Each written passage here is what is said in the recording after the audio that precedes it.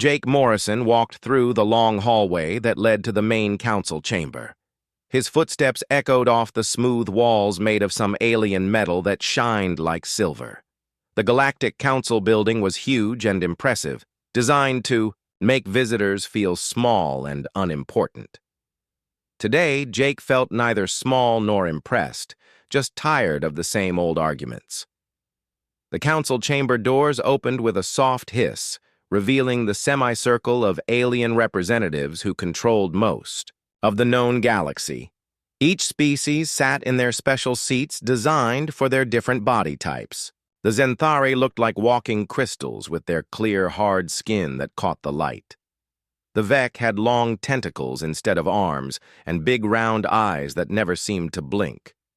The Draken were the scariest looking, with their thick scales and sharp teeth that they showed when they talked. Jake took his place at the small podium in the center of the room. He had stood here many times before, always trying to explain why humans did things differently. Today felt different, though, like something important was about to happen. Council leader Zethkar stood up from his crystal throne. His voice rang through the chamber like breaking glass. Ambassador Morrison, we have called you here to discuss the continuing problem of human expansion and behavior. Jake nodded, but said nothing. He had learned that staying quiet often made the aliens more uncomfortable than arguing back. Your species refuses to follow our rules, continued the Zenthari leader. You build colonies without asking permission. You create new technology without sharing it with the council. You make deals with other species without telling us first. High Commander Vextal of the Draken Federation slammed his clawed hand on his chair. Humans are dangerous. You grow too fast and think you know better than species who have been traveling space for thousands of years. Dr. Yelmora of the Vec Collective waved her tentacles in agreement. The human approach to science is reckless. You experiment with forces you do not understand. Your quantum research could destroy entire star systems. Jake listened to each, complaint without changing his expression. These were the same arguments he had heard for the past 5 years. The council was afraid of humans because they could not control them. Other species asked permission for everything and followed rules that were written before humans even discovered fire. Humans just did what needed to be done. Furthermore, Zethkar continued, your diplomatic methods are unacceptable. You negotiate directly with species without going through proper council channels. You have created trade agreements that bypass our authority. The complaints went on for over an hour. Every council member had something to say about how humans were causing problems. They talked about the human colony on Kepler 7 that had turned a dead planet into a garden world in just 3 years. They complained about human doctors who had found cures for diseases that had killed millions of aliens for centuries. They were angry about human engineers who had designed faster ships and better weapons. What really bothered them was that other species were starting to ask humans for help instead of going to the council first. Young alien scientists wanted to work with human researchers. Struggling colonies begged for human terraforming technology. Even some council member species had quietly made deals with human companies. Finally, Zethkar raised his hand for silence.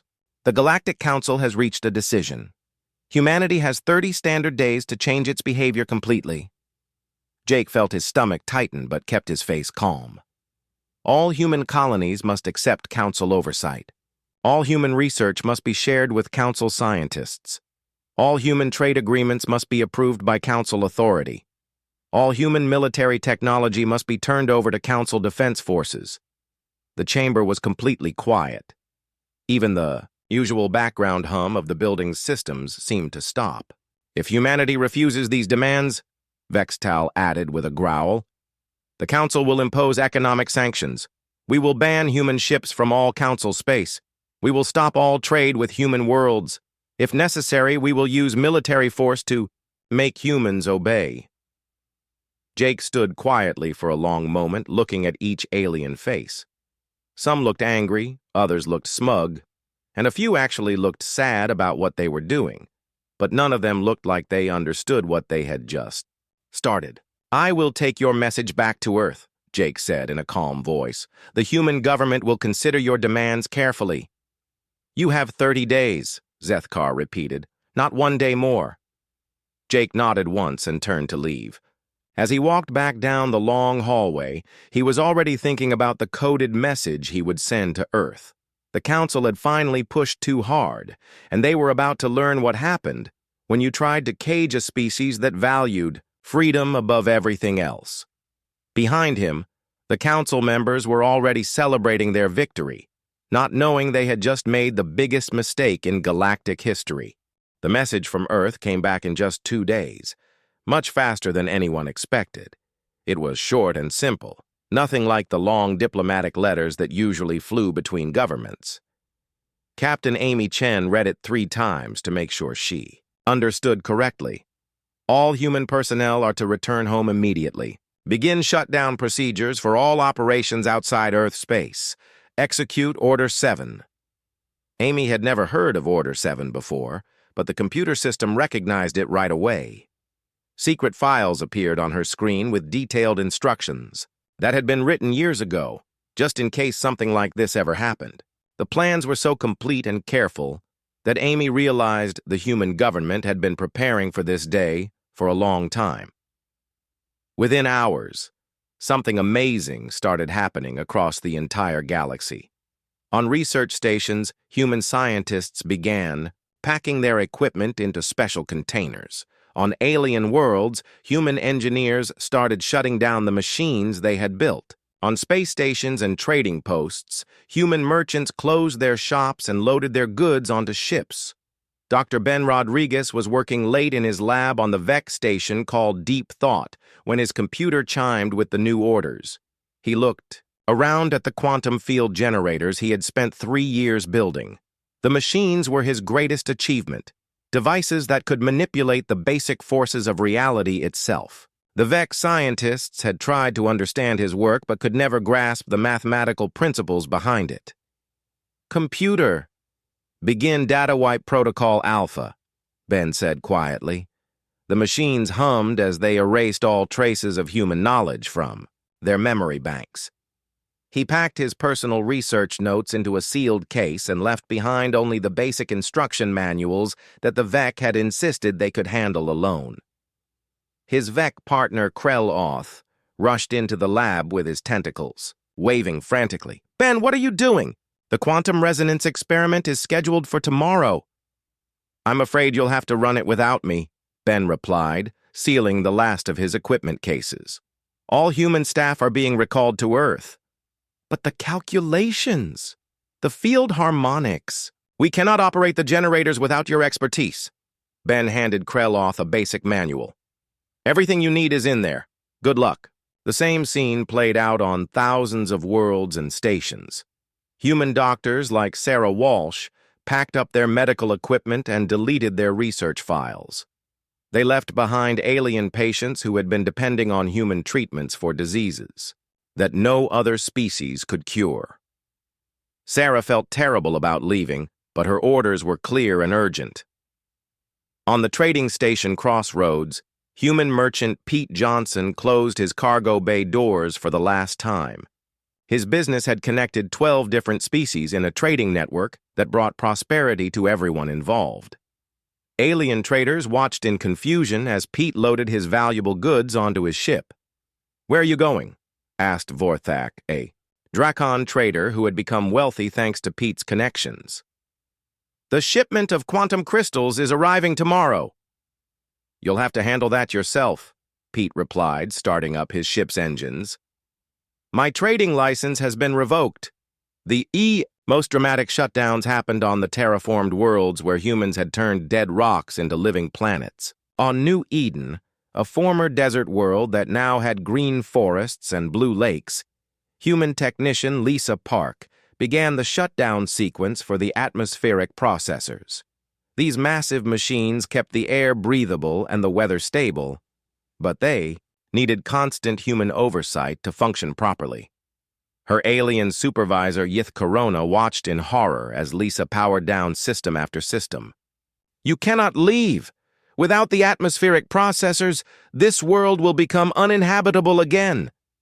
The basic systems will keep running for a few months, Lisa explained. After that, you'll need to figure out how to maintain them yourselves. But we do not understand how they work. The technology is too advanced for our engineers. Lisa handed her a thick manual and a storage device. Everything is documented. If you study hard, you might be able to keep them running. Human military advisors quietly left alien defense installations, taking with them the secret codes and protocols that made advanced weapon systems work. Human pilots shut down their ships and transferred them to automated systems that were only half as effective. Human communications experts powered down the networks that had connected distant parts of the galaxy for the first time in history. The strangest part was how quiet it all was. Humans didn't make angry speeches or threats. They didn't demand apologies or try to negotiate better terms. They just packed their things, said polite goodbyes, and left. Ships bearing Earth's flag departed from every corner of Council space, heading back toward the small blue world where humanity had started its journey to the stars. Captain Alex Turner sent the same message to every alien port authority. Human shipping contracts are now terminated. Thank you for your business. His cargo ship New Horizon had been carrying vital supplies between worlds that couldn't trade directly with each other because of old conflicts and cultural differences. Without human ships to carry goods and human negotiators to arrange deals, these trade routes simply stopped working. Ambassador Jake Morrison was among the last to leave, shutting down the human embassy on the Council homeworld. He transmitted one final message to the Galactic Council. The human delegation appreciates the opportunity to participate in galactic affairs. We wish you success in your future endeavors. By the end of the first week, the evacuation was nearly as complete. Hundreds of human ships formed long convoys heading back to Earth space, leaving behind empty buildings, silent machines, and very confused aliens who were just beginning to realize what they had lost. 2 weeks after the last human ship disappeared from Council space, the first problems began to show themselves. On the beautiful world of Garden Prime, where the Zenthari had built their most important agricultural colony, the atmospheric processors started making strange noises. Chief Engineer Yith Corona stood in the main control room, staring at warning lights that had never come on before. The machines that kept Garden Prime's air breathable were incredibly complex. They took the thin, poisonous atmosphere that the planet had naturally and converted it into the rich, oxygen-filled air that most species needed to survive. The human engineer Lisa Park had designed these processors using principles that seemed simple when she explained them. But now that she was gone, nobody could understand how they actually worked. The nitrogen levels are dropping, reported technician Velthara, her crystal fingers dancing over controls that suddenly seemed foreign and complicated. The oxygen generators are overheating. Yith Corona picked up the manual that Lisa had left behind. The pages were filled with mathematical equations and technical diagrams that made no sense to Zenthari minds. Their species was good at many things, but the kind of creative engineering that humans did so easily was completely beyond them. Contact the VEC Collective, Yith Corona ordered. Perhaps their scientists can help us understand these systems, but the VEC were having their own problems. On the research station Deep Thought, Dr. Kreloth stared at the quantum field generators that Dr. Ben Rodriguez had left behind. The machines were still running, but they were slowly drifting out of calibration. Every few hours, the quantum fields became a little less stable, and Kreloth had no idea how to fix them. The instruction manual that Ben had left was written in simple language, but it assumed knowledge that the VEC simply didn't have. Ben had developed new mathematical theories during his 3 years on the station, theories that were so advanced that even the brilliant VEC scientists couldn't follow them. The field harmonics are degrading, Kreloth reported to his supervisor. If we cannot recalibrate the generators, the entire experiment will collapse and possibly damage the station. The supervisor waved his tentacles helplessly. Have you Tried following the manual? I have read it 17 times. The mathematics are incomprehensible. Dr. Rodriguez made discoveries that are beyond our current understanding of physics. Meanwhile, in Draken space, military commanders were discovering their own terrible problems.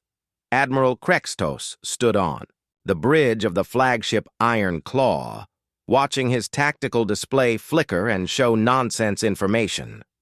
The advanced battle management computers that had made the Draken fleet the most feared military force in the galaxy were failing one by one. Sir, the targeting systems are giving false readings, reported Weapons Officer Gorthak. The quantum targeting array is completely offline. What did the human technicians do to our computers before they left? Krextos growled. Nothing, sir. That's the problem. The systems require constant updates and calibration.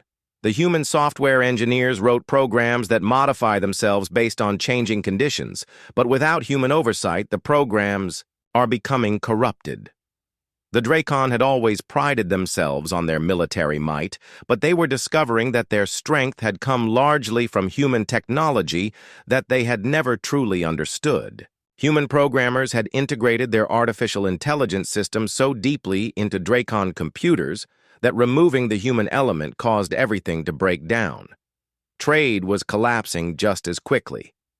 Captain Steve Walsh had been the coordinator for the Tri-System Trade Alliance, a network that connected dozens of worlds in profitable commerce.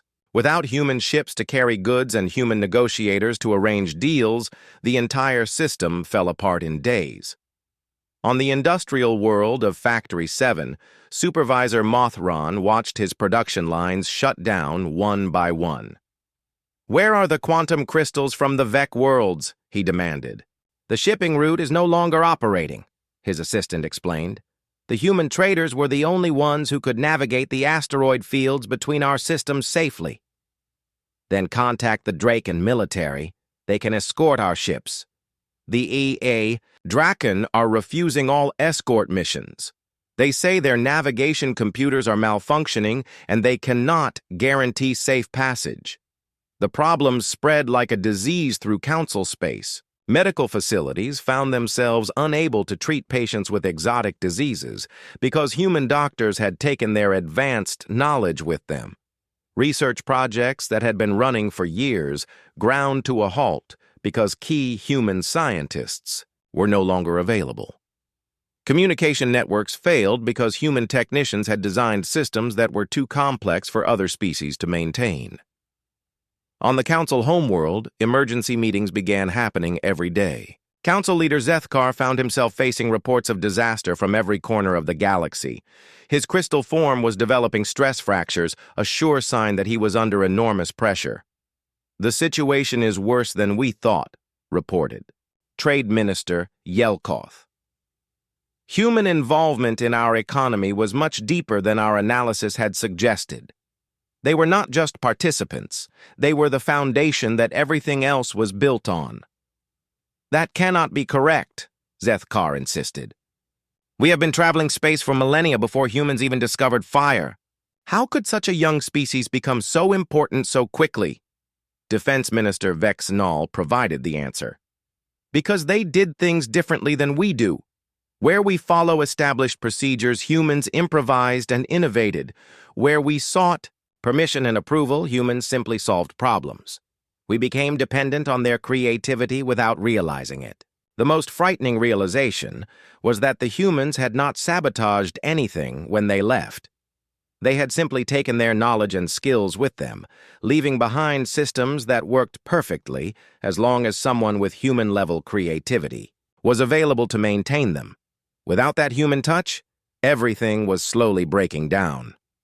"Sir," reported Communications Officer Dralek, "we have tried to contact the human government 17 times. All messages received the same automated response saying that Earth is reviewing its diplomatic status." Zethkar felt another crack form in his crystal skin. The Council had issued an ultimatum expecting humans to submit and obey. Instead, the humans had walked away, and now the entire galactic civilization was collapsing without them. By the fourth week after the human departure, what had started as minor technical problems had grown into a full galactic crisis. On Garden Prime, the atmospheric processors had finally shut down completely.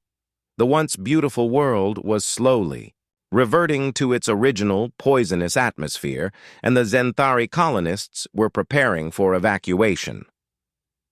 Chief Engineer Yith Corona made her final report to the Colonial Administration. "We have attempted to restart the processors 47 times using the human manual. Each attempt has resulted in system failure. Without Dr. Park's expertise, we cannot maintain the atmospheric balance required for life." The evacuation ships were already loading desperate colonists who had called Garden Prime home for over a decade. Children who had been born on the terraformed world would never see their home again. The beautiful forests and lakes that humans had created were dying, returning to the dead wasteland that the planet had been before human technology transformed it. Similar disasters were happening across Council space. On 3 other terraformed worlds, atmospheric systems were failing one by one.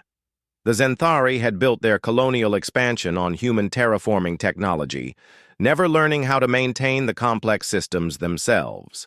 Now their entire colonial empire was collapsing. The economic damage was even worse.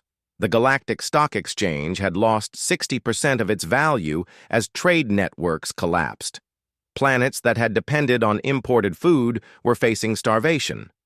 Medical supplies were running low on worlds where local diseases required treatments that only human doctors had understood. On the trading hub of Commerce Central, Director Velthok watched his screens show red warning symbols from every sector. "The shipping routes to the Outer Rim have completely collapsed," he reported to his board of directors. "Without human pilots who knew how to navigate the quantum storm regions, we have lost contact with 14 systems." "What about using automated ships?" suggested board member Yithmar. "We tried that. The artificial intelligence systems that controlled automatic navigation were designed by humans. Without human programmers to update and maintain them, the ships keep getting lost or crashing into asteroids. The most devastating problems were happening in the Vec Collective's territory. Their entire civilization was built around massive, quantum computer networks that managed everything from food distribution to climate control. These computers had been enhanced with human artificial intelligence programs that made them incredibly powerful. But now those same programs were becoming corrupted. On the Vec homeworld, System Administrator Krelthon watched helplessly as critical infrastructure began failing. "The central processing cores are showing cascade errors," he reported to the Collective Council. "The human-designed AI systems are modifying themselves in ways we cannot predict or control." "Can we not simply remove the human programs?" asked Councillor Dralvin. "Impossible. The human code is integrated into every system at the foundational level. Removing it would cause total system collapse. We would lose power, water, air recycling, and food production across all our worlds simultaneously." The Vec faced a terrible choice. Watch their computers slowly become unreliable, or shut them down completely and watch their civilization collapse immediately. Either way, they were helpless without human expertise to fix the problems. Military forces across the galaxy were discovering that their weapons were becoming useless. The Dracon Federation's proud fleet of warships was barely functional. "Admiral?" Krextos received reports that made his blood run cold. "Sir, we have lost weapons capability on 60% of our fleet," reported his aide. "The quantum targeting systems are completely offline. The shield generators are running at 30% efficiency. Our battle computers can no longer coordinate attacks between multiple ships." "How is this possible?" Krextos demanded. "These are Dracon systems built with Dracon technology." "With respect, sir, that is not accurate. Investigation reveals that human engineers upgraded our systems so thoroughly that they are no longer recognizable as original Dracon technology. The humans made our weapons 10 times more effective, but they also made them completely dependent on human maintenance. Even worse, The Draken were discovering that they could no longer coordinate their military forces effectively. Human communications specialists had designed the networks that allowed instant communication across vast distances. Without those networks, military commanders could not talk to their ships or coordinate battle strategies. The crisis reached a breaking point when the medical emergency on Healing Station Alpha became public knowledge. The station was the galaxy's premier medical facility, where the most advanced treatments were developed and tested. Dr. Sarah Walsh had been the chief researcher there, developing treatments for quantum radiation poisoning that had saved millions of lives. "We are facing a pandemic," announced Medical Director Yeltharian in a galaxy-wide broadcast. "The quantum radiation treatments are no longer effective. Without Dr. Walsh's research and expertise, we cannot synthesize the necessary medications. 14 systems are reporting outbreaks of radiation sickness that we cannot treat." The broadcast sent panic through every corner of Council space. Quantum radiation was a common hazard of space travel and industrial operations. Without effective treatments, millions of workers would die and space travel would become impossibly dangerous. On the Council homeworld, emergency sessions were happening around the clock. Council leader Zethkar was barely holding together, both physically and mentally. His crystal form was covered in stress fractures, and his voice had become weak and cracked. "We must contact the humans immediately," he announced to the emergency assembly. "We cannot allow pride to destroy galactic civilization." High Commander Vextal still resisted. "If we back down now, we will lose all authority. Every species in the galaxy will know that humans defeated the Council without firing a single shot." "Sir," interrupted a junior aide, "we have just received word that the Aquatic Confederation is attempting to contact Earth directly, bypassing the Council completely. They are offering to trade water rights for human medical assistance." The news hit the Council like a shockwave. If individual species started making their own deals with humans, the Council would become completely irrelevant.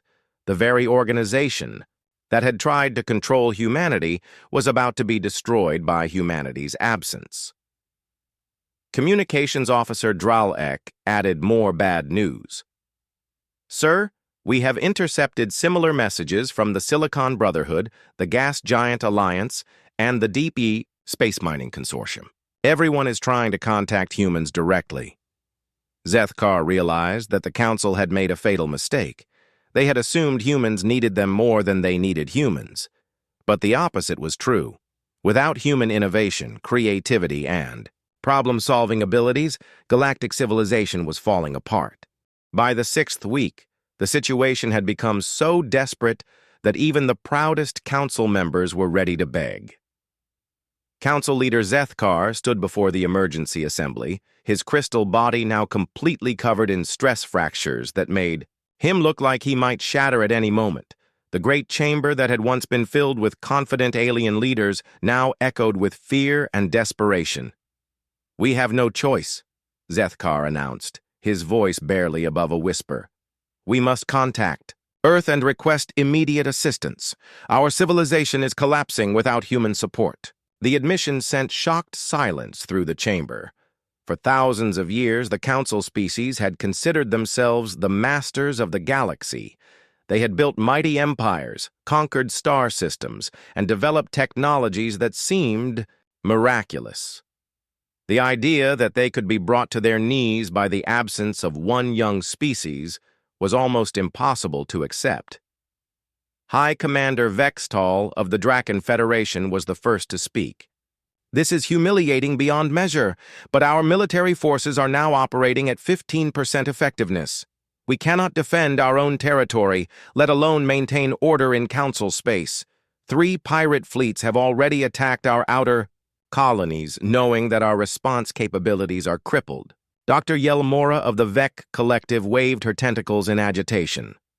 "Our quantum computer networks are failing faster each day. The human artificial intelligence programs that enhanced our systems are now actively corrupting our data. We estimate total system collapse within 2 weeks if we cannot get human technicians to repair the damage." Trade Minister Yelkoth provided the economic figures that made everyone's spirits sink even lower. The Galactic Stock Exchange has lost 85% of its value. Unemployment is reaching critical levels on 47 worlds. Food riots have started on 6 planets, where the disrupted trade networks have caused supply shortages. The most devastating report came from Medical Director Yeltharian, who appeared via emergency transmission from Healing Station Alpha. The quantum radiation pandemic is spreading faster than we can track. Without human medical expertise, we are helpless against diseases that we once considered easily treatable. The death toll is approaching 1 million beings and rising exponentially. Zethkar felt another crack form in his crystal skin as he absorbed the scope of the disaster. What are our options for contacting the human government? Communications. Officer Dralek stepped forward with more bad news. Sir, we have sent over 200 messages to Earth through every available channel. All communications receive the same automated response stating that the human government is reviewing its diplomatic status. We have attempted to contact human colonies, human trading posts, and even individual human citizens, but they all refer us back to Earth's government. What about going to Earth directly? Suggested Defense Minister Vexnall. Impossible, sir. Human space is now completely closed to Council ships. They have activated some kind of defense grid that prevents any non-human vessel from entering their territory. Our scouts report that human ships patrol the borders and politely but firmly turn away all visitors. The Council was discovering that humans had been much better prepared for this situation than anyone had realized. While the aliens had been focused on maintaining their authority and following ancient protocols, humans had been quietly planning for the possibility that they might need to leave Council space entirely. Emergency reports continued flowing in from across the galaxy. On the industrial world of Factory 7, production had dropped to 10% of normal levels because the quantum-powered manufacturing systems could not function without human oversight. On the research station Deep Thought, experiments that had been running for decades were shutting down as equipment failed and no one could figure out how to repair it. The terraformed worlds were becoming uninhabitable one by one. Garden Prime had already been evacuated, and 3 other worlds were preparing for emergency evacuations as their atmospheric systems failed. Millions of colonists were becoming refugees, fleeing worlds that had been their homes for generations. Sir, reported Agricultural Minister Mothvin, we are facing a food crisis of unprecedented proportions. The agricultural worlds that fed our major population centers all used human-designed growing systems. Without human agricultural specialists, crop yields are dropping catastrophically. Even the Council's attempts to maintain basic order were failing. On the diplomatic station Harmony Point, Ambassador Velthara of the Aquatic Confederation reported that negotiations between species had completely broken down. The humans served as mediators and translators between species that could barely communicate with each other. Without human diplomats to bridge our cultural differences, we cannot reach agreements on even the simplest issues. The most frightening development was that some species were starting to consider military action to force humans to return. Admiral Krextos presented a battle plan that made everyone in the chamber uncomfortable. We could assemble a joint fleet and threaten human colonies, he suggested. Force them to provide the technical assistance we need. With what fleet? Asked High Commander Vextail bitterly. Our ships cannot target accurately, communicate effectively, or navigate safely without human technology. We would be sending broken ships operated by confused crews against the species that designed half our systems in the first place. The truth was slowly becoming clear to everyone in the chamber. Humans had not conquered the galaxy through force or threats. They had made themselves indispensable through competence and innovation. They had solved problems that other species could not solve, created technologies that other species could not duplicate, and provided services that other species could not replace. Sir, announced Intelligence Chief Yithmar, we have confirmed reports that 14 minor species have successfully contacted human representatives outside of Council space. The humans appear to be establishing new relationships with species that are willing to deal with them as equals rather than subjects. The final blow came when Communications Officer Dralek reported the most devastating news of all. "Sir, we have intercepted a transmission from the Free Worlds Alliance, a new organization formed by species that have left Council space entirely. They are offering membership to any world that wants to establish direct relationships with humans and other innovative species." Zethkar realized that the Council was not just facing a crisis, they were facing extinction. The organization that had controlled galactic politics for millennia was being replaced by something new, something that valued cooperation over control and innovation over tradition. The humans had not just left the Council, they had started building something better to replace it. 8 weeks after the humans had quietly departed, Council leader Zethkar found himself making the most humiliating communication of his long career. He stood alone in the Council chamber, his crystal body so covered with stress fractures that he looked like a broken statue. The other Council members had refused to participate in what they saw as the final surrender of their authority. The transmission to Earth was broadcast on all frequencies so that every species in the galaxy could witness the moment when the mighty Galactic Council begged for mercy from the species they had tried to control. "To the human government and people of Earth," Zethkar began, his voice cracking with each word. "The Galactic Council formally requests the immediate return of human participation in galactic affairs. We acknowledge that our previous ultimatum was issued in error and wish to establish new terms of cooperation that respect human autonomy and contributions to galactic civilization." The words felt like poison in his mouth, but they were necessary. Without human expertise, galactic civilization was collapsing completely. The quantum radiation pandemic had killed over 2 million beings. Terraformed worlds were becoming uninhabitable wastelands. Trade networks had failed so completely that some systems were facing starvation. Military forces could barely maintain order as pirates and rebels took advantage of weakened defenses. The response came not from Earth's government, but from a simple cargo ship captain named Steve Walsh.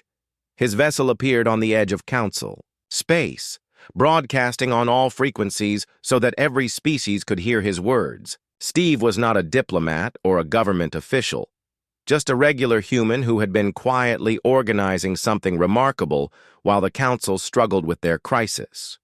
"On behalf of the human species, I want to thank the Galactic Council for their message," Steve said in a calm, friendly voice that somehow made his words more powerful than any angry speech could have been. "We appreciate the Council's willingness to reconsider their previous position." He paused, and in that silence, billions of beings across the galaxy held their breath. However, during these past 8 weeks, we have discovered something interesting. We have learned that we don't actually need the Council as much as we thought we did. In fact, we have found that we get along quite well without Council oversight and restrictions. Steve's ship transmitted data files that showed what humans had been doing during their absence from Council space. They had not been sitting quietly, on Earth feeling sorry for themselves. Instead, they had been building something entirely new. We have established new trade relationships with 47 species who contacted us directly, bypassing the Council completely. We have formed research partnerships with scientists from 18 different worlds who were tired of waiting for Council approval to pursue innovative projects. We have created defense agreements with 23 systems who wanted protection, but did not want to surrender their independence to Council military forces. The data showed a thriving network of cooperation and commerce that had grown up in just 8 weeks. Species that had never been allowed to interact directly under Council rules were now working together on projects that benefited everyone. Worlds that had been struggling under Council taxation and restrictions were now prospering as members of what humans called the Free Alliance. The most interesting discovery, Steve continued, was how many species have been unhappy with Council rule, but were afraid to speak up because they thought they had no alternative. It turns out that when you give intelligent beings the freedom to make their own choices, they do remarkable things. On the Council homeworld, emergency reports were flooding in from across the galaxy. Entire star systems were declaring independence from Council authority and requesting membership in the human-led Free Alliance. The Council was not just losing the humans, they were losing everyone. "Sir," reported Communications Officer Dralek in a panicked voice, "the Aquatic Confederation has formally withdrawn from the Council. They are relocating their government to a human-protected system. The Silicon Brotherhood has announced they are joining the Free Alliance. The Deep Space Mining Consortium is refusing to pay council taxes and has hired human security firms for protection." Steve Walsh's broadcast continued with an offer that was both generous and devastating. "The Council species are welcome to join the Free Alliance if they wish. We believe in cooperation between equals rather than rule by the powerful over the weak. However, if you choose to join us, you will be member species, not ruling species. Everyone gets one vote regardless of how long they have been traveling space or how many worlds they control." The offer hit the Council members like a physical blow. They could join the new galactic order, but only as equals among many rather than as the supreme rulers they had always been.